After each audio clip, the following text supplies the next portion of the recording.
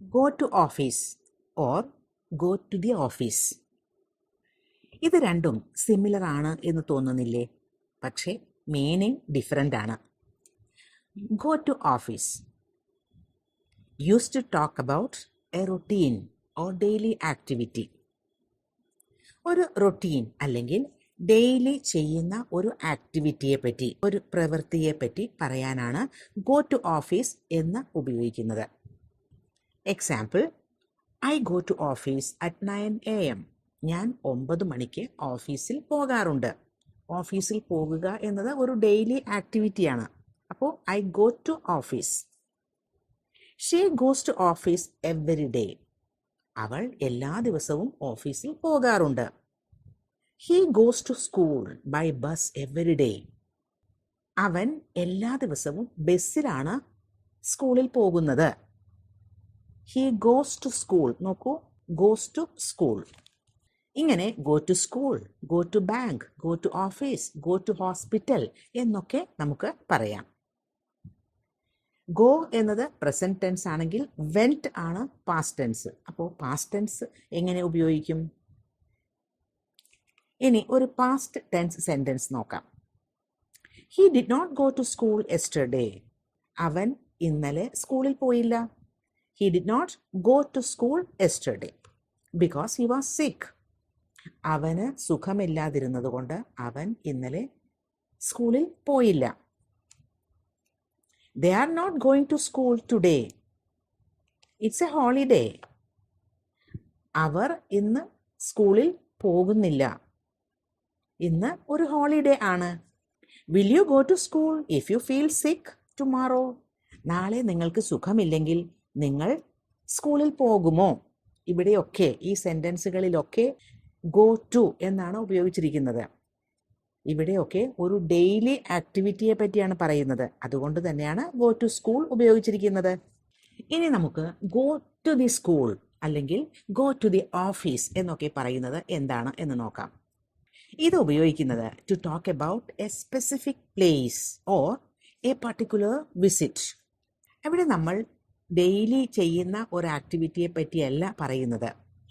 നമ്മൾ ഒരു സ്ഥലത്തേക്ക് ഒരാളെ മീറ്റ് ചെയ്യാൻ പോകുന്നു. അതൊരു സ്പെഷ്യൽ പർപ്പസ് ആണ്. ഇവിടെ നമ്മൾ വർക്ക് ചെയ്യണമെന്നില്ല. നമ്മൾ അവിടെ ആരെയെങ്കിലും മീറ്റ് ചെയ്യാൻ പോകുന്നതാകാം. അതല്ലെങ്കിൽ ആരോടെങ്കിലും സംസാരിക്കുന്നതിന് വേണ്ടി പോകുന്നതാകാം. അവിടെ നിന്ന് എന്തെങ്കിലും വസ്തുക്കൾ കളക്ട് ചെയ്യുന്നതിന് വേണ്ടി പോകുന്നതാകാം. അങ്ങനെയൊക്കെ എന്തെങ്കിലും ഒരു കാര്യത്തിന് വേണ്ടി പോകുന്നത്. അപ്പോഴാണ് ഗോയിങ് ടു ദി എന്നുപയോഗിക്കുന്നത്. ഒരു എക്സാമ്പിൾ നോക്കൂ. He went to the office to meet his friend. ഇവിടെ അദ്ദേഹത്തിൻ്റെ ഫ്രണ്ടിനെ മീറ്റ് ചെയ്യുന്നതിനായി ഓഫീസിൽ പോയി എന്നാണ്. He went to the office. He went to office അല്ല. കാരണം ഓഫീസിൽ പോകുന്നത് വർക്ക് ചെയ്യാനാണെങ്കിൽ ഇവിടെ അതല്ല, ഒരു പെർട്ടിക്കുലർ വിസിറ്റ് ആണ്. അവിടെ ഒരു ഫ്രണ്ടിനെ മീറ്റ് ചെയ്യുന്നതിന് വേണ്ടിയിട്ടാണ് ഓഫീസിൽ പോയത്. ഇനി വേറൊരു സെന്റൻസ് നോക്കൂ. I went to the office to collect my check.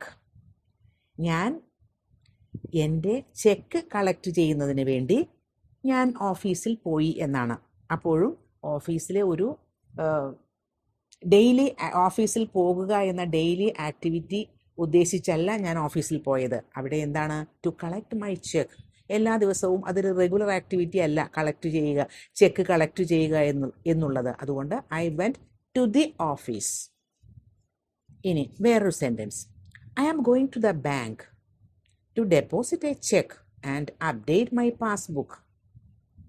ഞാൻ ഒരു ചെക്ക് ഡെപ്പോസിറ്റ് ചെയ്യുന്നതിനും എൻ്റെ പാസ്ബുക്ക് അപ്ഡേറ്റ് ചെയ്യുന്നതിന് വേണ്ടി ഞാൻ ബാങ്കിലേക്ക് പോകുന്നു. I am going to the bank. അവിടെ ടു ദ ബാങ്ക് എന്നാണ്. ഇതും ഡെയിലി ആയിട്ട് ചെയ്യുന്ന ഒരു ആക്ടിവിറ്റി അല്ലല്ലോ. അതുകൊണ്ടാണ് ഗോയിങ് ടു ദ ബാങ്ക് എന്ന് ഉപയോഗിച്ചത്. I am going to the hospital to see my friend. ഞാൻ എൻ്റെ ഫ്രണ്ടിനെ കാണുന്നതിന് വേണ്ടി ഹോസ്പിറ്റലിലേക്ക് പോകുന്നു. I am going to the bank to withdraw some cash. ഞാൻ കുറച്ച് ക്യാഷ് വിത്ഡ്രോ ചെയ്യുന്നതിന് വേണ്ടി ഞാൻ ബാങ്കിലേക്ക് പോകുന്നു. അപ്പോഴും ഗോയിങ് ടു ദ ബാങ്ക് ആണ്. ശ്രദ്ധിക്കുക, അത് ഡെയിലി ആക്ടിവിറ്റി അല്ല. I am going to the post office to collect a registered letter. ഒരു രജിസ്റ്റേർഡ് ലെറ്റർ കളക്ട് ചെയ്യുന്നതിന് വേണ്ടി ഞാൻ പോസ്റ്റ് ഓഫീസിലേക്ക് പോകുന്നു. അപ്പോൾ ഗോ ടു ഓഫീസ് എന്ന് പറയുന്നതും ഗോ ടു ദി ഓഫീസ് എന്ന് പറയുന്നതും ഡിഫറെൻ്റ് ആണ്. ഒരു സ്റ്റുഡൻ്റ് ആണെങ്കിൽ ഐ ഗോ ടു സ്കൂൾ എന്ന് പറയാം. എല്ലാ ദിവസവും ആ സ്റ്റുഡൻറ് സ്കൂളിൽ പോകുന്നതാണ്, അത് ഡെയിലി ആക്ടിവിറ്റിയാണ്. ഐ ഗോ ടു സ്കൂൾ എന്ന് പറയാം.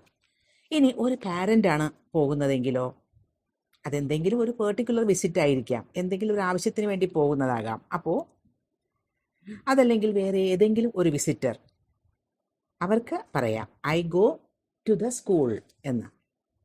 I go to office at 9 every day. ഞാൻ എല്ലാ ദിവസവും ഓഫീസിൽ 9 o'clock പോകാറുള്ളത്.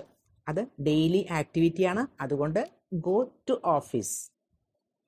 I went to the office to collect some documents.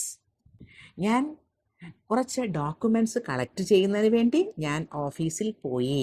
Went എന്നത് ഗോ എന്നതിൻ്റെ പാസ്റ്റ് ടെൻസ് ആണ്. ഇവിടെ വെൻറ്റ് ടു ദി ഓഫീസ് എന്നാണ് ഉപയോഗിച്ചിരിക്കുന്നത്. അതിൻ്റെ റീസൺ, അത് ഒരു പ്രത്യേകം കാര്യത്തിന് വേണ്ടിയിട്ടാണ് ഓഫീസിൽ പോയത്, അതുകൊണ്ട്.